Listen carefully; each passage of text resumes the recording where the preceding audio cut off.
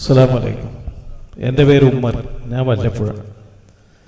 ഇവിടെ കുത്തുബിയത്ത് ഇസ്ലാമികമോ എന്ന വിഷയത്തെക്കുറിച്ചാണ് ചർച്ച. പക്ഷേ ഇപ്പോൾ ഇവിടെ ചോദിച്ച ആളുകൾ കൂടുതൽ ആരും ആ ഒരു വിഷയത്തെക്കുറിച്ച് പ്രതിപാദിച്ചില്ല. ഉസ്താദ് സംസാരിച്ചതിന് കുറച്ച് കാര്യങ്ങൾ ഇപ്പം എനിക്ക് ആയത്തുകളോ ഹദീസുകളോ ഓതിയിട്ട് പറയാനുള്ള പരിചയമല്ല, കാരണം പഠിപ്പില്ല. 5ാം ക്ലാസ് വരെ മദ്രസ പഠിച്ചിട്ടുള്ളൂ. അപ്പം എനിക്ക് ചോദിക്കാനുള്ളത്, ഈ കുത്തുബിയത്ത് 300 വർഷങ്ങൾക്ക് മുമ്പ് തമിഴ്നാട്ടിൽ നിന്ന് ഉത്ഭവിച്ചതാണെന്ന് പറയും. അപ്പം ആ കുത്തുബിയത്ത് അന്ന് മുതൽ ആളുകൾ ഓതിക്കൊണ്ടിരിക്കണില്ലേ? അപ്പം അന്ന് ഓതിക്കൊണ്ടിരിക്കുന്ന ആളുകൾക്ക് ഇത് തെറ്റാണെന്ന് അറിയാമായിരുന്നില്ലേ? അന്ന് ഇതിനെ എതിർക്കാൻ ആളുകൾ ജീവിച്ചിരുന്നില്ലേ? ഇപ്പൊ ഈ ഒരു എതിർപ്പ് അടുത്ത കാലത്താണ് ഉണ്ടായതെന്നാണ് എൻ്റെ വിശ്വാസം. അപ്പൊ അതിനെപ്പറ്റി ഉസ്താദിന്റെ ഒരു വിശദീകരണം ആവശ്യമുണ്ട്.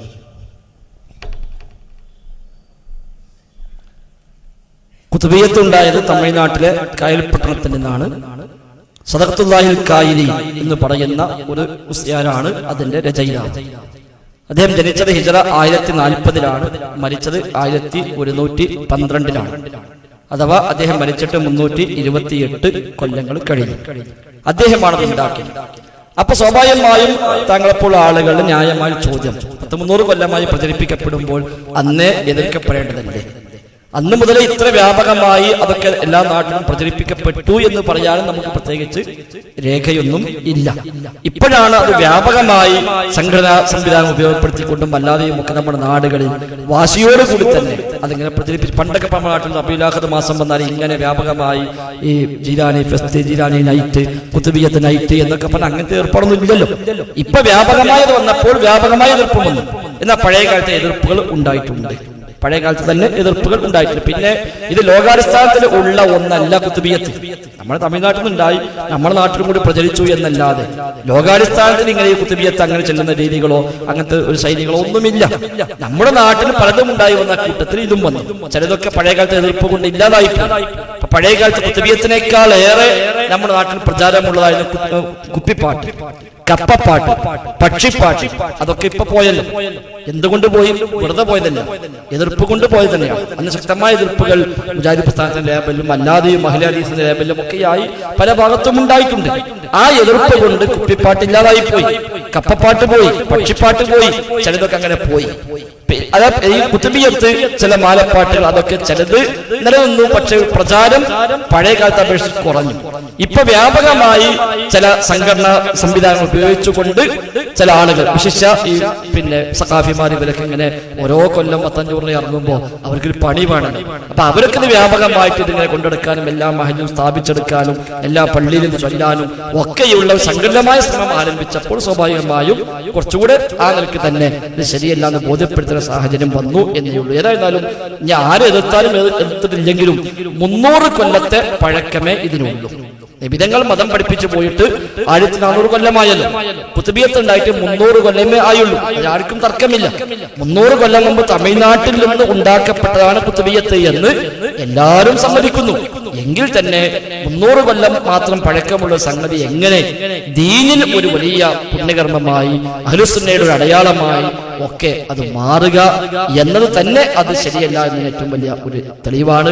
ഏതായാലും പഴയ കാലത്തും എതിർപ്പുണ്ടായിട്ടുണ്ട്. പക്ഷെ ഇന്നത്തെ പോലെ വ്യാപകമായി അന്ന് ഇതിന് പ്രചാരമില്ലാത്തത് കൊണ്ട് ഒരു പക്ഷേ ആ നിലക്കുള്ള എതിർപ്പുകളും ആ നിലക്കേ ഉണ്ടായിട്ടുള്ളൂ. ഇന്ന് റബീഉൽ ആഖിർ മാസം വരുമ്പോൾ വ്യാപകമായി ഇത് സംഘടന സ്വഭാവത്തിൽ പ്രചരിപ്പിക്കുന്നത് കൊണ്ട് ആ നിലയ്ക്ക് തന്നെ സമുദായത്തെ ബോധവൽക്കരിക്കാൻ ആളുകൾ ഇറങ്ങി എന്ന് മാത്രം. ഒരു ചോദ്യം കൂടി. അപ്പൊ അന്ന് നമ്മുടെ പൂർവികന്മാര്, മൊല്ലാക്കന്മാര് ഒക്കെ ഓതിയിരുന്നു ഈ കുത്തുബിയത്ത്. അപ്പോ അന്ന് മുതൽ ഈ ഓതിയിരുന്ന ആളുകളൊക്കെ ഇസ്ലാമിൽ നിന്ന് പുറത്താണോ? അപ്പൊ ഇസ്ലാമിക എന്ന ചോദ്യത്തിന് എനിക്ക് ഉസ്താദിനോട് ചോദിക്കാനുള്ള, അന്ന് ആ ചൊല്ലിയിരുന്ന നമ്മുടെ പഴയ മൊല്ലാക്കന്മാര്, ഉസ്താദുമാര് ഇപ്പൊ ചൊല്ലിക്കൊണ്ടിരിക്കുന്നതൊക്കെ ഇസ്ലാമിൽ നിന്ന് പുറത്താണോ? അവർക്ക് ഇസ്ലാമിൽ സ്ഥാനമില്ലേ? അത് പറയാൻ നമ്മൾ ആളുകളല്ല. ഒരാൾ ചെയ്യുന്ന ചെയ്ത് വെച്ച് നമ്മൾ നേരത്തെ മറ്റേ പുസ്തകം പറഞ്ഞ പോലെ തന്നെ ഒരാൾ ഇസ്ലാമിനകത്താണെന്നോ പുറത്താണെന്നോ മുസ്ലിം ആണെന്നോ അല്ലാത്താണെന്നോ പറയാൻ നമുക്ക് പാടില്ല. ഒരാളുടെ മത വിഷയത്തിൽ നിയമം പറയാൻ അള്ളാഹുവിനും റസൂലുമാണ് അധികാരമുള്ളത്. ഇനി അതല്ലെങ്കിൽ ഇസ്ലാമിക ഭരണമുള്ള രാജ്യമാണെങ്കിൽ അവിടെ ഇസ്ലാമിക കോടതികളിൽ നമുക്ക് വേണമെങ്കിൽ ഇത് കംപ്ലൈന്റ് ചെയ്താൽ അവർ അതിന്റെ ആളുകളെ വിളിച്ചു വരുത്തുകയും ആ വിശ്വാസങ്ങളെ അവരോട് വിചാരണ ചെയ്യുകയും അവർക്ക് അതിന്റെ തെറ്റായ വശങ്ങളെ പഠിപ്പിച്ചു കൊടുക്കുകയും ഒക്കെ ചെയ്തിട്ട് പിന്നെയും ക്ഷണിച്ചു നിന്നാൽ ഇസ്ലാമിക കോടതികൾ പ്രഖ്യാപിക്കും അയാളെ വിധി എന്താണ് എന്ന്. അങ്ങനെ പ്രഖ്യാപിച്ച് കഴിഞ്ഞ ഒരാളെ പറ്റി നമുക്ക് പറയാം. അല്ലാത്ത കാലത്തോളം ഇപ്പൊ ഈ ചൊല്ലിയ ആളുകൾ ഇത് അർത്ഥം അറിഞ്ഞ് ചൊല്ലിയവർ എത്ര ഉണ്ടാവും? ഇപ്പൊ ഇന്നിപ്പോ നമ്മുടെ നാട്ടിൽ ഇത് ചൊല്ലിക്കുന്ന എമ്പാടും മനുഷ്യന്മാരുണ്ട്. എത്ര ആളുകൾ ഇതിന് അർത്ഥവും ആശയവും മനസ്സിലാക്കി ചൊല്ലുന്നവരുണ്ട്. പലരുടെയും ധാരണ ഇത് മദ്ഹാണ്, മുഹ്യിദ്ദീൻ ശൈഖിന്റെ മഹത്വം പറയുകയാണ് എന്ന സതുദ്ദേശത്തിൽ ചെയ്യുന്നു. അവർക്ക് അബദ്ധം പറ്റിയെന്നേ ഉള്ളൂ. ആ അബദ്ധത്തെയും ബോധപൂർവം ഇത് ചെയ്യുന്നതിനെയും ഒരേ കണ്ണിൽ നോക്കിക്കാണാൻ നമുക്ക് കഴിയില്ല. അറിയാതെ ചെയ്തവരുണ്ടാകാം, അറിഞ്ഞുകൊണ്ട് ചെയ്യുന്നവരുണ്ടാകാം, ഇത് സ്ഥാപിച്ചെടുത്ത് ന്യായീകരിക്കാൻ ശ്രമിക്കുന്നുണ്ടാകാം. ഇതൊക്കെ ഉണ്ട്. ഞാൻ നേരത്തെ പറഞ്ഞത് ഈ കുതുബിയത്തിൽ പറഞ്ഞ ആശയമാണ് മഴ വർഷിപ്പിക്കുന്ന മുഹ്യിദ്ദീൻ ശൈഖാണ്. ഇത് ഈ നാട്ടിൽ എത്ര മനുഷ്യന്മാർ വിശ്വസിക്കുന്നു വെച്ചാൽ താങ്കളടക്കം ഒരുപാട് ആളുകൾ ഞങ്ങൾ വിശ്വസിക്കില്ല എന്ന് പറയും. പക്ഷെ കുത്തുബിയത്തിലുണ്ട് മഴ വർഷിപ്പിക്കുന്ന മൊയ്തീൻ ശൈഖാണ്, കുത്തുബിയത്തിലുണ്ട്. അത് പല ആളുകൾ പക്ഷെ ഇപ്പോഴായിരിക്കും കേൾക്കുന്നതിന് ഇതിലുണ്ട് പറഞ്ഞു. പി മൊയ്തീൻ കുട്ടി മുസ്ലിയാരെ കുത്തുബിയത്ത് പരിഭാഷയിൽ 10ാമത്തെ പേജിൽ അദ്ദേഹം അങ്ങനത്തെ അർത്ഥം കൊടുത്തു.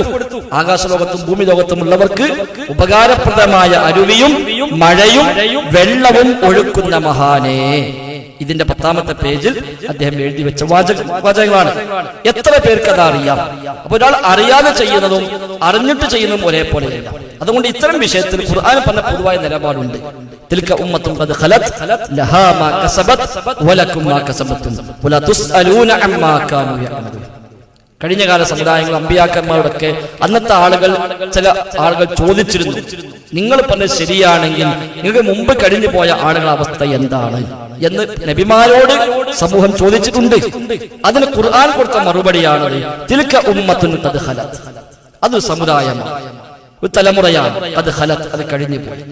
ലഹാ മാ കസബത്, അവർ ചെയ്തു വെച്ചതിന്റെ പ്രതിഫലം അവർക്കുണ്ട്. വലക്കും മാ കസബത്തും, നിങ്ങൾ ചെയ്തതിന്റെ പ്രതിഫലം നിങ്ങൾക്കുമുണ്ട്. വലാ തുസ്അലൂന അമ്മാ കാനൂ യഅമലൂൻ, അവർ ചെയ്തതിനെ പറ്റി നിങ്ങളോട് ചോദ്യമുണ്ടാവുകയില്ല. അപ്പൊ മുൻഗാമികൾ ചെയ്തു എന്നതിന്റെ പേരിൽ നമുക്കത് ചെയ്യണമെന്നില്ല. അവർക്ക് ഒരു പക്ഷെ അവർ ചെയ്തു പോയെങ്കിൽ പഠിച്ചോ പുറത്തു കൊടുക്കട്ടെ, നമുക്ക് പ്രാർത്ഥിക്കാം. അബ്ബനെ അവർക്ക് പുറത്തു കൊടുക്കണം, അറിവില്ലായ്മയോട് ചെയ്തതാണല്ലോ എന്ന് നമുക്ക് പ്രാർത്ഥിക്കാമെന്നല്ലാതെ അവർ ചെയ്തല്ലോ എന്ന പേരിൽ നമ്മൾ അത് ആവർത്തിക്കുകയല്ല വേണ്ടത്. പ്രത്യേകിച്ച് നമ്മുടെ നാട്ടിലൊക്കെ പഴയ കാലങ്ങളിൽ മതബോധം പൊതുവെ കുറവാണ്. കൃത്യമായി പള്ളിയിൽ പോയി നിസ്കരിക്കുന്ന ആളുകൾ ഇന്നത്തെ അപേക്ഷിച്ച് എത്രയോ കുറവായിരുന്നല്ലോ പഴയ കാലത്ത്. നോമ്പെടുക്കുന്ന ആളുകൾ നമ്മുടെ നാട്ടിൽ റമദാൻ മാസം വന്നാൽ നോമ്പെടുക്കുന്ന ആളുകളുടെ എണ്ണം വളരെ കുറവായിരുന്നു. ഇന്നതൊക്കെ മാറ്റം വന്നു. ധാരാളം മതപ്രഭാഷണങ്ങളും ഉത്ബോധനങ്ങളും ഒക്കെ ഉണ്ടായപ്പോൾ അതൊക്കെ മാറ്റമുണ്ടായി. അപ്പൊ അറിവില്ലായ്മ കൊണ്ടൊരു പക്ഷെ അന്നത്തെ ആളുകൾ ഇതൊക്കെ ചെയ്തു പോയിട്ടുണ്ടാകാം. അവർക്ക് പുറത്തു കൊടുക്കാൻ പ്രാർത്ഥിക്കാന്നല്ലാതെ അവരെ കാട്ടി നമുക്ക് തീരുമാനം പറയാൻ നമ്മളെ ഏൽപ്പിച്ചിട്ടില്ല. അവർ ചെയ്തതിന് നമ്മൾ ഉത്തരവാദികളല്ല, നമ്മൾ ചെയ്തതിന് നമ്മൾ ഉത്തരവാദികളാണ്. ഇനി നമ്മളും